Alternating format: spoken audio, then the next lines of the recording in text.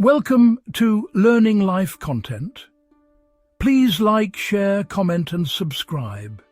Your support helps us grow and motivates us to bring you more fascinating and enriching stories. In the long and storied annals of military history, leadership has often been defined by the sword, by grand strategy, or by the sheer weight of gold.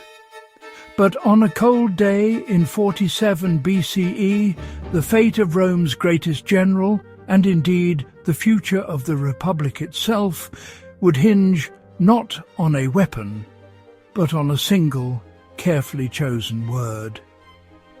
This is the story of how Julius Caesar, faced with a full-blown mutiny, ended a revolt with one word, demonstrating that the most powerful tool a leader possesses is a profound understanding of the human heart. The year 47 BCE found Caesar at the zenith of his powers, yet stretched to his absolute limit.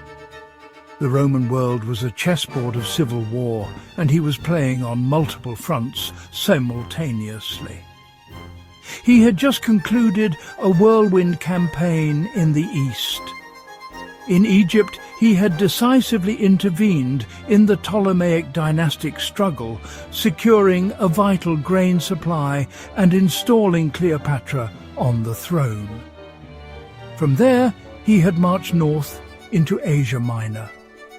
There, he confronted Pharnaces II of Pontus, a king who sought to reclaim his father Mithridates' empire. At the Battle of Zela, Caesar's victory was so swift, so utterly complete, that he immortalized it with the famous phrase, Veni, Vidi, Vici. I came, I saw, I conquered. It was a testament to his military genius. But even as these victories echoed across the Mediterranean, a far greater storm was gathering. In the province of Africa, the remnants of his great rival Pompey's faction, the Optimates, had regrouped. Led by staunch republicans like Cato the Younger and Metellus Scipio, they had amassed a formidable army, complete with war elephants, and were preparing to challenge Caesar's supremacy once and for all. This was not a minor skirmish. It was an existential threat. To confront it, Caesar needed his best troops. He needed his veterans. He needed the legions currently stationed in Campania in southern Italy. These were not fresh recruits. These were the men of the legendary 10th Legion, among others. The hardened soldiers who had followed him through the brutal Gallic Wars, who had crossed the Rubicon with him, and who had fought for him at Pharsalus. They were, without question, the finest fighting force in the world. They were also battle-hardened, exhausted, and, crucially, unpaid. For years, these men had endured unimaginable hardship, marching thousands of miles and fighting in countless battles. They had been promised land, bonuses, and an honourable discharge. Roman military law was clear on this. A soldier served his term, typically 16 to 20 years, and was then rewarded for his service. But the constant state of civil war had drained the treasury. The promises remained unfulfilled. Their patience had finally run out. The simmering discontent boiled over into open mutiny. The legions stationed near Rome began to run riot. They looted the countryside, terrorized local populations, and even murdered 2 praetors who tried to restore order. Their demands were simple and absolute. They wanted their overdue pay, the promised bonuses, and their immediate discharge from service. They were done fighting. Caesar's right-hand man, Mark Antony, the master of the horse, was sent to quell the rebellion. But his authority meant nothing to them. They jeered at him, ignored his commands, and refused to listen. The situation was spiraling out of control. These were not just any soldiers, they were Caesar's soldiers, and they were marching on Rome, not as its defenders, but as its conquerors. The capital was in a state of panic. Upon hearing the news, Caesar rushed back to Italy. His enemies in Africa could wait. The immediate crisis was at home. He agreed to meet the mutinous legions. The rendezvous was set not in some fortified building, but in the open, on the Campus Martius, just outside Rome. He arrived without a large bodyguard, a deliberate act of confidence and courage. As he mounted the tribunal platform, a wave of noise and fury washed over him. Thousands of angry men, his men, were shouting, brandishing weapons, their faces a mixture of rage and defiance. And then a remarkable thing happened. As he stood there, calm and silent, looking out over the sea of faces he knew so well, the shouting began to subside. The sheer force of his presence, commanded their attention. For a long, tense moment, the rebels fell silent, waiting. The air was thick with anticipation. What would he do? Would he threaten them? Beg them? Offer them more gold? The silence was broken as they began to shout their primary demand, the one thing they believed he could not grant, their discharge. They were snapping the sacred military bond, the E that tied them to their general. They were rejecting their identity as soldiers.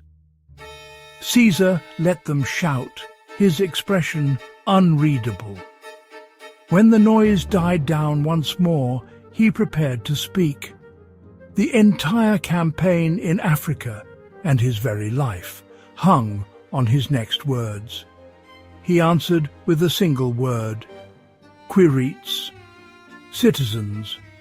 The effect was electric and utterly devastating. To understand its power, one must understand the deep cultural chasm between a Roman, a soldier, and a citizen. The term Quirites was an ancient and honourable one, harking back to the very foundation of Rome.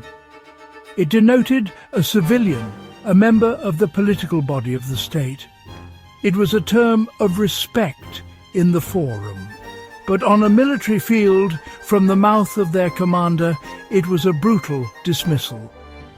For years, these men had been addressed as fellow soldiers.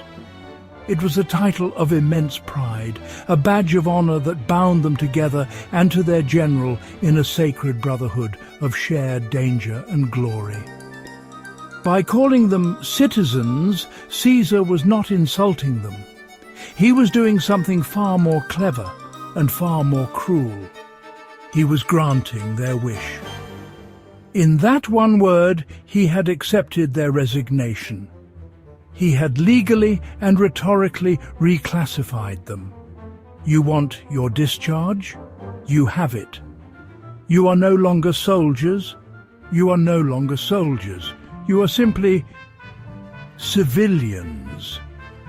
The word stripped them of their martial identity, the very core of their being for the past 2 decades. It severed the bond of loyalty and glory they cherished more than anything. They were no longer the heroes of Gaul, the victors of Pharsalus. They were just men standing in a field. He then continued, his tone cold and formal. He acknowledged their grievances. He confirmed that yes, they were discharged. Their promised lands and bonuses would, of course, be paid, but not now. They would be paid after he returned from Africa with his loyal soldiers and had won his final victory. The implication was crushing. They would have no part in that final, most glorious campaign. They would not share in the immense spoils of war that would surely follow. They would sit at home as civilians while their comrades won eternal fame and fortune. A wave of shock and shame washed over the assembled thousands.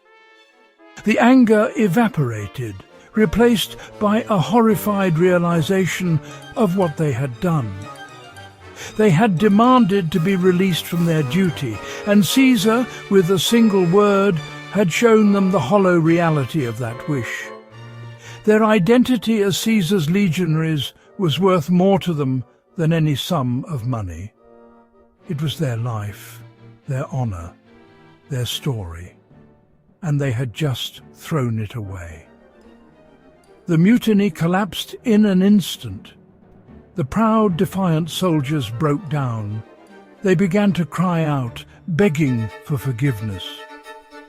They rushed the platform not to attack him, but to plead with him.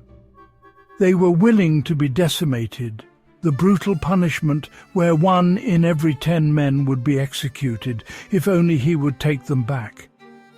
They were no longer citizens. They were soldiers, his soldiers, and they would follow him to the ends of the earth. Caesar, the master psychologist, let them beg. He feigned reluctance, making them earn their redemption. After a long, dramatic pause, he finally relented. He accepted their renewed oaths of loyalty. The crisis was over. The mutiny was crushed, not by force, but by a word. With his legion's loyalty and morale restored to a fever pitch, Caesar sailed for Africa. At the Battle of Thapsus in 46 BCE, these very same veterans fought with ferocious determination, utterly crushing the Optimate forces and securing Caesar's final victory in the civil war. Their pay was settled, their honor restored. The episode stands as a timeless lesson in leadership. It teaches us that command is not merely about giving orders or wielding power. It is about communication, about understanding the psychology of your people, and about knowing what they value most. Caesar knew that for his soldiers, their identity, their honor, and their place in his story were more precious than life itself. He didn't fight their anger. He reframed their reality. He showed them that what they thought they wanted was the one thing they could not bear to have. And he did it all with one, perfectly chosen, history-altering word: Quirites, citizens. Thank you for watching Learning Life content. Please like, share, comment, and subscribe. Your support helps us grow and motivates us to bring you more fascinating and enriching stories.